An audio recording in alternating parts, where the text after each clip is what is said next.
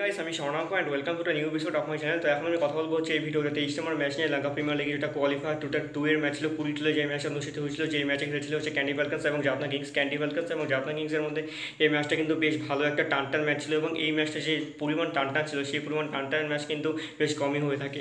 প্রথমে ব্যাটিং করতে নেমেছিল ফার্স্ট ইনিংসে জাফনা কিংস। তারা 20 ওভার খেলে 187 রান করে, 7 উইকেটে। পাটুম 18 রান করেন, কুশাল 105 রান করেন। এই 105 রানের ভিত্তিতে কিন্তু 187 রানটা এত সুন্দর করে পৌঁছে 7 উইকেটের মাধ্যমে। নাহলে কিন্তু পরের প্লেয়ার ততটা ভালো করে খেলতে পারেনি। আজামাতুল্লাহ কিন্তু 26 রান করেন এখানে, এবং চতুরাঙ্গা হাসুইন এবং মেন্ডিস প্রত্যেকে 2টা করে উইকেট নেয়। জবাবে কিন্তু ক্যান্ডি ফ্যালকনস এই রানটা 20 ওভার খেলে টোটালি তুলে ফেলেছিল এবং সম্পূর্ণরূপে প্রায় তুলতে সক্ষম হয়েছিল 8 উইকেট হারিয়ে।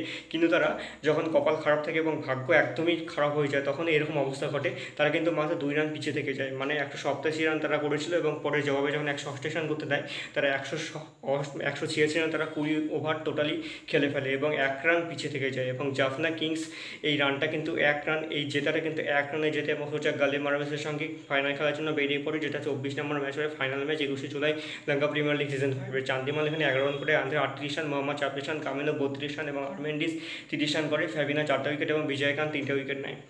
এবং প্রত্যেকে কিন্তু ম্যাচটা দুর্দান্ত খেলেছিল। এখানে কিন্তু ক্যান্ডি ফ্যালকনসের জেতার প্রচণ্ড চান্স ছিল, কিন্তু সেই চান্সটা সামান্য থেকে সব থেকে কম যেভাবে মানুষ হারতে পারে সেইভাবেই হেরেছে। তো দেখা যাক এবার কে জেতে, গালে মার্ভেস না জাফনা কিংস। তো এই ছিল আজকের ভিডিও। তোমাদের কেমন লেগেছে কমেন্ট করে জানিও, আর আমার ভিডিওটা ভালো লেগে থাকলে অবশ্যই চ্যানেলটিকে সাবস্ক্রাইব করতে একদম ভুলবে না।